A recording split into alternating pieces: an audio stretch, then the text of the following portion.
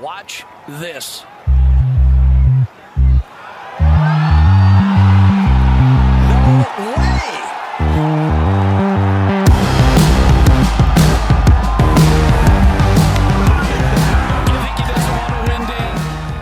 Hello and welcome back to the Cookie Jar Golf Podcast. I'm joined on my right by Bruce Fitzpatrick. That is me, yeah. I'd like to think you know who I am after 12 months doing this thing. Nice to meet you, Bruce. And we've got a special guest lined up today, Jordan Whyte, Whyte. Jordan, Entourage Golf, how are you doing? Doing good. Doing very good. How are you guys? Excellent. I mean, what a lovely place to do a podcast at 9 a.m. on a Wednesday morning, looking out over Royal Aberdeen. Yeah, and it's a very calm Royal Aberdeen, which is rare, but yeah, it shows its teeth on the golf course, which we'll find out later on this morning anyway. This is an incredible room. So, I mean, for anyone who's been to Royal Aberdeen, was sat in the dining room. Yeah, dining room, yeah. Which has just got the best view of the first tee, looking out across the links. Super excited to play. So you're a member here, aren't you, Jordan? Yeah, I've been a country member here for about 4 or 5 years now, so don't get up here as often as I would like, but whenever I do, it's a pretty special place. A hard golf course, but an enjoyable golf course. So I enjoy the drive, and then on the way back, I just donated another 3 or 4 balls to the rough there. Yeah. So where's home? Am I right in saying East Lothian? Yeah, I live in Gullin now. So I brought up in Edinburgh, but I live in Gullin, so love it there. Young family, golf courses all around us, and it's been fantastic. A little microclimate, walking dogs along the beach, and yeah, loving life. It's a lovely part of the world to be in. It's just incredible, isn't it? When you talk about East Lothian, it really is one of the best sort of spots for golf, isn't it, in Scotland? When you just think the proximity, obviously having played North Berwick only a couple of days ago, and you just got them all in a line. It really is quite sensational. So I want to talk about Entourage Golf first, and I suppose as the head man and your business, just talk us through its inception and the birth. Yeah, I've been fortunate enough to be working in the golf industry for a little while now. I studied golf. I was up at Dornoch to have a golf management degree up there. I spent a bit of time in the United States where I met my wife, and then came back here and worked at a very exclusive club in East Lothian for a while. And I think during that time I was fortunate enough to travel. I got to meet an awful lot of great people, and as you guys know more than anything, it's a fantastic, although it's a golf industry, it's really its own culture in many ways as well. And all these guys were saying to me, yeah, we would love to come and play and stay at this club that I was representing at the time, but they're saying, but where else could we go? And I've been brought up into that it's all my knowledge, it's all in my head with so many other people that this is where I'm from. So I ended up assisting these guys and taking them all around Scotland and in some other places as well, and really enjoyed it.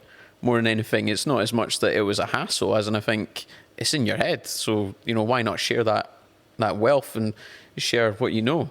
And then I found that I was doing this job for so long anyway. I run my own tournament it's called the Champagne Shootout, which is so that was actually named after there's a tournament called the Champagne Shootout in America, and that's what I kind of copied it from. So I run that there, and I enjoyed that. And then we did a trip out to me and some of my friends, Graham Morton, that we know that was on that trip as well. We did that out to where I was based in Atlanta, Atlanta, Georgia, South Carolina, Greenville area, and we went and played places, some really high-end places, and I thought that was enjoyable as well. So I thought, is this something I should be doing? Met a few guys from Manhattan. They said, could you assist us? They came over, kind of did it as a test run, got some feedback, and they went, you're our golf guy now. We're going to phone you when we want to go places. And yeah, from there, that's kind of how it started. I didn't have a name at that point, but it was just me kind of running golf trips. But yeah, was loving it at the time. And yeah, talking of the name, we've got to ask you, where does the name Entourage Golf come from?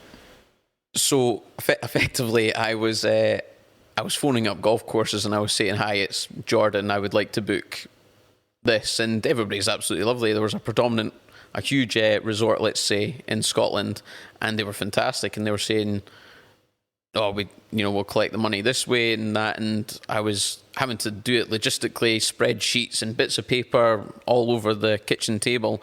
And then I thought, I need to put a name to this. And I was about to phone the next person, and I had my iPad on, and there's the TV show Entourage that I'm watching it in the background with like nothing on, and I thought, I will go for it. And I went, hi, it's Jordan calling from Entourage Golf. And it sounded pretty professional at the time. And then the feedback was good from the phone call. And I thought, right, before I start going down this route, I better phone a few people. So I phoned some of my friends. I phoned Graham Morton that I mentioned before, who's a marketing whiz. Nathan Keast, who you've also met, who's at Carnoustie. He actually was the person that told me to go and watch Entourage. He said it's a nice, easy watching show, good fun. And also there's a character called Ari Gold, who Jeremy Piven plays in. And he's quite... he's everyone's hero, I think. Anyone who's seen Entourage, Ari Gold's the man. Yeah, so Nathan had said, sometimes I am like Gary Gold sometimes. I didn't know whether to take that as a compliment or not. So I said to them, will I go with that? And that was it. That was the name. And ever since then, I've used it, and everyone goes, oh, that's kind of like the TV show, but then not. It's got its own identity. So it relates to my market. As in there is a bit of a stereotype market of who comes over to Scotland and Ireland and England and everywhere else to play golf, but I have a kind of a more, and I'll welcome everybody, but I have a more kind of target market of who I want to approach, and people that watch Entourage, funnily enough, are those guys. Yeah, it works quite cool. I mean, it must be such a tough industry to break into, particularly at the moment. We've had the benefit of spending some time at a few clubs on this trip, and one of the things they keep talking about is 2020 forecasted visitor revenue, and then kind of obviously the pandemic, and what they're looking at is, it really is a small fraction. It must be, even within COVID, kind of a difficult market to break into, but excluding that for a bit, what's the kind of angle, what's the goal with Entourage Golf? So my goal is, I'm very ambitious about it. I think if I'm going to do something, I'm going to go head first into it and do it all the way. So it's great living here in Scotland and Gullin. However, I mentioned before, I met my wife in America. We've got 3 young children. We're actually going to move to the United States. We're going to move back to where we met, and I'm going to base myself out there full time, and I'm going to go and meet the clientele 8-9 months of the year, and then I'll be in Scotland 3 months of the year, which sounds pretty ambitious, and I'm really looking forward to that aspect. But I think it makes a difference if you're out there, you've got a Scottish accent, you're meeting the guys face to face. We can do an awful lot of stuff on Zoom and email and websites, but it's not the same aspect. No. And I appreciate that I have a capacity myself, and then when I grow my team, but you're wanting the right people and you want to know them, because my big thing is that the golf courses, what's great about what you guys do is that you show off the golf courses for everybody. You show off the golf courses for the country. So really it's about, what we do is knowing people, as in knowing you, the client, or knowing you and your entourage that are coming over, but then also knowing the people that you're going to be meeting. So, if you were to go to, let's say, I've got some clients that were at the Carnegie Club Skibo Castle yesterday, and I've not just said, this is your tea time and this is where you go, guys, and I was on the phone directing them. I've said, just to let you know, you're going to meet Sharon. Sharon's this lovely person from Dornoch. You're going to meet David Thompson, who's a fantastic golfer. And you need to have those relationships, but you need the first bit first. It's the customer journey isn't when you touch down at the airport. It's well before that. And you need to know what those people want, not just, this is your list of golf courses and this is the list of their accommodation. How can you make the whole experience? In some ways, you're going to play the golf courses. You won't remember every shot, but you'll remember the stories of before and after. Sometimes the airport stories are just as good as the golf course stories. Yeah. The restaurants, the people that you meet, the caddies, everything that you have. Who's your host? Who's your driver? Those are the small things that matter. Yeah, that's definitely something we'd echo. I think in the work we've been fortunate to do, as you say, it's often the history of these courses and these clubs. And the people you meet that really make the experience, aside from how great the golf courses and the layouts are, but it's the stories that go on almost behind the scenes and that personal touch. I think increasing what we found is like having some personal connection, someone who really knows the club well, showing you around. That's the best way of doing it, because then you can really have a deeper appreciation of everyone who's kind of gone or passed through that course, that club, and how it's changed over the years. Yeah, exactly. And if you can get to know a group of people and what they're looking for collectively, whether they are +1 to 2 handicappers that want to play 36 holes a day, or it's a mixture, maybe it's fathers and sons, and maybe it's couples, you can you can get it very well customized and very well laid out for that group, but then also for individuals. So, you could say, I went down, like, you learn about people, so I went down and played at your mixer, which was unbelievable, but I saw Thank you. I saw on the walls that there was past captains and there was guys that had accomplished a lot, and you read into that because some of these guys played in the Walker Cup, and now here we are looking over a Walker Cup course, and I know fine well today I'm going to take you back to some of the Walker Cup tees because that's of interest to you. And then equally, if we said, Bruce is wanting to go out and play an extra 9 holes. Well, we're going up to Cruden Bay later on. It's not going to be dark till 11 o'clock at night. The St. Olaf 9-holer in the middle is fantastic. And then equally, Tom, or I'm going to call him Tam from now on. Tam Mills. So Tam might be saying, I'm wanting to go for a couple of beers. And I'm going, well, I know this is the pub that you should be going to. And you don't just suggest them and list them. If you're here with them, you can take them there. So then that's, people are getting what they want out of it. As in, you need to know people just as much as you know the courses, because thankfully the golf courses all are fantastic and people do such a good job that the golf courses are going to do what they do very well, and if you love golf, that's why you're here, but you need to add value in other ways. I mean, broader point really, the game gives back a lot more, I think, when you invest in understanding the backdrop of all those different stories and how things are knitted together almost. I think if you turn up and just play, trophy courses, bucket list chasing, stand on a first tee, hole out, get in the car. Granted, you're going to see some great golf courses, but it's when you actually understand the clubs and the histories and how they're all knitted together. We were at, Prestwick, and you've got, Frank Rennie, the pro that used to work there, and you're like, there's when we're up at Nairn, there's the Ben Hogan putter that was donated to them, and you can sort of see how it all sort of intertwines, and they're there with a scorecard from I think it's the invitation list, in fact, for the original Open 1860, and there's a list of like 10 clubs, and one of them is where we're sat right now, Royal Aberdeen. I think at the time it was called something different. I think there's just so much kind of beneath the surface on stories of clubs and just understanding kind of the characters and everything. And I think Walker Cup's another really good example. And you do get some courses that are phenomenal, the layout, but really the story behind the club is actually more impressive. And it's not going to be a huge history lesson for everybody, but if you can take away little bits from it, what you remember, then that's a big win. As in, you go away with something else to tell. And it's all about experiences these days. As you said, there's a lot of people that are bucket list and course tickers, and it's not that I'm against those people, but I'm saying there's an appreciation for it. You're wanting to know more about the culture of anything in a strange way. I think I said this to you on the phone. When I go abroad, I like going to a supermarket more than anything, because you learn more about that's the culture. Because if you see 4 aisles of wine and only 1 aisle of bags of crisps, and you go, these guys like wine.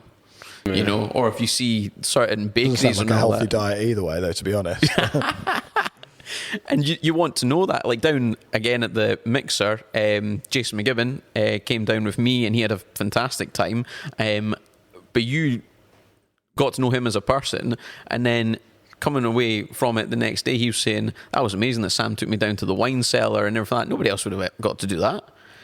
That's something that he's going to remember. He'll also remember his birdie on number 9 because I videoed it. But but those are the small things that add up to a big memory, and you go away, and that's something that'll never leave you. And then you share that story with other people, and then hopefully they get to relive something else in the future. I'm curious. There's obviously Scottish golf tourism, massive industry. I think no secret, propped up quite heavily by the American dollar as well. So, do you feel like golf in Scotland and golf tourism in the country, is it at saturation point? Would you say?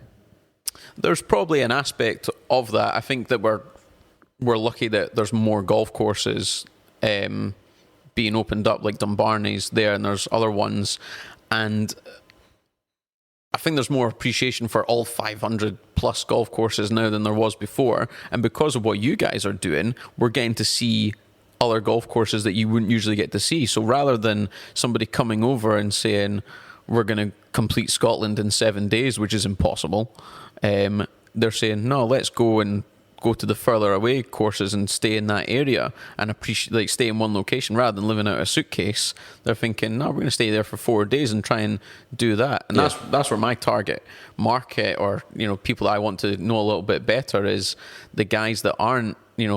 I still welcome everybody that I speak with because I enjoy doing it, but people that are ages between 25 and 40 are more likely to come over here now because it's accessible, because they can jump on a plane. Somebody in Manhattan could leave their apartment, jump on the plane, and be on the third or fourth tee at North Berwick before they've even landed on their way to Pebble Beach. Yeah. Left at the same time. So, there's a bigger market now, but now there's a bigger appreciation for courses. We're not tiptoeing around saying, let's just do the championship venues. It's let's do everywhere. Yeah, I mean, on that point, it's interesting because I think Sam, Tom and I, we've obviously been fortunate to play quite a few courses in Scotland that are on people's list to play over the last 9-10 months or whatever it's been, and we always chat naturally, as you do when you come away from these clubs, and I think we all have our own particular favourites, and there's not necessarily unanimity amongst the three of us. Do you find with a lot of the people that you kind of put trips on for, that there's often the same courses that maybe crop up where they've had a really outstanding experience? Is there maybe consensus around a select few courses that come up time and time again, people saying, yeah, I absolutely had a fantastic time there, I met so-and-so, the history was great, we had a really good time? Or is it kind of pretty varied? There is quite a lot of the same ones that will pop up because, and I would say the ones that are user-friendly come up because of their experience. User-friendly. Yeah. It's not a term you've ever heard in golf before. Yeah, if they're user-friendly, then wider fairways and facilities add to that as well. Yeah. Certain people have got an appreciation for the history of the game, so they'll go to the more traditional clubs and they'll come in and do the jacket and ties, and which I recommend. I think it's worthwhile. The perfect mix is that you do want to do some of the commercial facilities and traditional ones to get a feel for everything, and I try and include that in what I've almost like a recipe to like what's the perfect golf trip. But yeah, you do certainly get the ones, Kings Barnes, it'll be Dumbarnie now, Castle Stuart's phenomenal. People love those because they facilitate, they've got so many different tee boxes for guys to go and play off, and you think any standard of golfer. And that's not to say that people avoid the harder golf courses. It's just what we recommend for them is that if you weren't taking a caddy, take a caddy that day. Don't be scared to play, forward tees, because all golf courses are playable. Yeah. It's just just use the measurement of yourself. Yeah. And that's also why I speak to certain age groups. I speak to everybody, but I'll speak to certain age groups and say, you're 32 years old and you're a +1 golfer. And he's like, yeah, I'll maybe do that trip to Scotland when I'm 55. And I'm like, or you could come and play off the back tees at some of these golf courses now and really appreciate them, because you can play it, you can come back whenever you want, but come back when you're at your best. And you'll appreciate it more. And then equally, when you come back when you're 55, 60, even 80, then we'll change the golf courses to maybe what's a little bit more enjoyable, as in Kilspindy's a little bit of a shorter golf course than, say, playing at Carnoustie off the back tees. Yeah. So you want to remember them. Ever so slightly, yeah. I feel like, a lot of the green fees in Scotland are starting to kind of creep up, I think, gradually. Obviously, a lot of people listen to the pod, UK audience, a lot of people staycations this year. Do you feel like green fees feel like at times that they're kind of almost becoming prohibitively expensive at certain places? I know it's a bit controversial, but some of them you see, a lot of it's kind of predicated, I think, on, again, the American spend. Do you feel some of it's kind of got there is a bit carried of that. Away? There is a bit of what they're marketing for, as in the golf courses get older and don't change, but become more expensive. It's which is quite funny. But then if there's demand, then that's what they're going to go for, which is a shame in many ways, because we shouldn't be restricting people. We should be welcoming it as much as possible. The maintenance of golf courses goes up, though. If more people are playing it, it's going to get battered a little bit more. And we have to appreciate what we have here in the UK, because we pay buttons compared to what other countries pay for memberships and access to certain golf courses. But you're right, some of the green fees they're creeping up a wee bit out of reach, and maybe they're hitting certain clientele, then that's putting off other people that would say, well, is this within my reach to come over there and play these places? Which is a bit of a shame, because then we can work within any budget and you'll always have a fantastic trip, but it is sometimes a bit of a shame when they think, I've just driven past there because that's a bit outside my reach, or I can't justify that entirely. Yeah, I think a lot of people as well would say if you are spending sort of upwards of £250-300 on a green fee, I almost feel it's just natural that they're going to... It's so there's so much pressure on them to play well and kind of have an enjoyable experience when they're paying that money for it, because it's a lot to part with, isn't it, for 4 or 5 hours? Versus what you get back as well, isn't it? It's like always a case with golf courses is you have an expectation. Yeah. You might have a low expectation. You might have an incredibly high one, or you might not have. Not have any. Have any. But you always come away then, I think, measuring the course versus your expectation level. You never come away just looking at it on a standalone basis, because otherwise, how would you compare a Kilspindie with a Muirfield? You know, it'd be impossible, because Muirfield's clearly a superb golf course, but the experience you get's relative to that. And I think that's always a case, particularly when you're spending £300. It's like this is quite a big punt that A, I'm going to hit the ball good, and B, it's going to deliver against that expectation for me. And that's why I think we come back to Castle Stewart as one that just blew all of us away when we first played it, because we went there with no expectations whatsoever. I mean, just a last minute change of plans, and it was like, oh my god, wow, kind of blown away there. Whereas there are other courses that we've played where you go in, it's like this is absolutely ground zero for. But North Berwick, I didn't want to jump in there, but I mean, North Berwick is a place where you've seen so much of it on social media and golf course architecture community pages that you like to sort of plumb the depths That's Tom that frequents those dark, the dark web of GCA. Tam. And as a result, I felt like it had a hard task sort of living up to those expectations. I think that's probably one of the closing point really would be that now we're all kind of how old are you, Jordan? I'm 33 years old, I think. Right. Just 35. Bruce, you're 26. Now we're all operating in a social media world. Everything's kind of everything's accessible. There's information everywhere. So playing North Berwick was insane, like so much fun. But I'd seen all those places already on social media. That's sad. Yeah, that is a bit sad. And I think that's probably the hard question. Just tourism and golf tourism generally. Like, it doesn't matter if it's Scotland or Ireland or Holland. I think it's no secret I'd like to go and play golf in Holland. Really? Do you want to go play golf in Holland? I've mentioned it a few times now. But it's hard because there's so many pictures out there.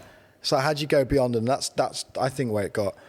It wasn't like I didn't enjoy North Berwick. You just got like, oh, this is the Redan, is it? But like, imagine not seeing the Redan or not seeing the 16th, not seeing the pit. It's like that moment is not there anymore. Then. Yeah, correct. It's like knowing. It's like when you watch the trailer to certain films, and then you go, "You've given the whole film away, haven't you?" I know people that actually won't watch the trailer for the new James Bond film because they go, "I'm going to have seen the film." Pretty much. Yeah. You don't want to see it. You want the excitement of it, and that's maybe where America have got it so right and wrong at the same time. A lot of private golf clubs, but some of them, like, you can't take a camera in here. You never see them unless they have the Walker Cup or they have like certain amateur events, because it won't necessarily be a professional event. It's like, wow, like Congaree recently had that tournament that replaced the Palmetto, and it's amazing how it's two different perceptions. The UK market, if that had been over here, they would have gone, why are they going to the golf course that we can't go pay and play? Whereas the United States, they say, how good's this that we're going to get to see a course on TV that we would otherwise never get to see? Yeah. And it's just flipping the mindset of what's very positive culture to it. Because a lot of us will never ever get to play Congaree. But you're right that there is a bit of we're seeing the same places over and over again, and especially in marketing, from my history of marketing, that you see the same images and sometimes the same holes for the same place constantly. So you're looking for something new. It's a small addiction that you think, I want to go and experience something, especially the Instagram generation. It's not necessarily about ticking golf courses or just getting likes on with photos. It's like a satisfaction thing of being like, this is special to me. And like, generally, not to keep talking about it, but Blackwell, as soon as I was there, I thought it was awesome. And then I was automatically text my friends, you've got to come down and play this. You've got to do that, because if you don't know that much about it, you're wowed. That's what you want. Case in point, Yeah, expectations are just a bit... No one had any expectation of Blackwell because a lot of people hadn't played it. Yeah. We went to the club that I used to work at in South Carolina. We went and played there, but I didn't tell any of the guys, all my friends, some of my closest friends, I didn't really tell them anything about it because I took it for granted, because I was like, where we're playing tomorrow is where I work. And otherwise, I told them about everywhere else. Yeah. And then they came off and they went, how good is that golf course, Jordan? Yeah. And I went, I know, never really thought about it. Yeah. And then afterwards, that's the one they talk about the most. And I thought, yeah, as you said, expectations. Interesting to get your take on that point, actually, because I know we talked quite a bit about Scotland and golf in Scotland and how it's maybe changed and some of the courses that stand out. But although it's maybe a way away yet for some of our UK audience, but wanting to go out to America with one eye on that, I mean, you obviously know it very well, or know parts of America very well, from a golfing perspective. Where kind of stands out to you as being a great place to sort of base a trip around?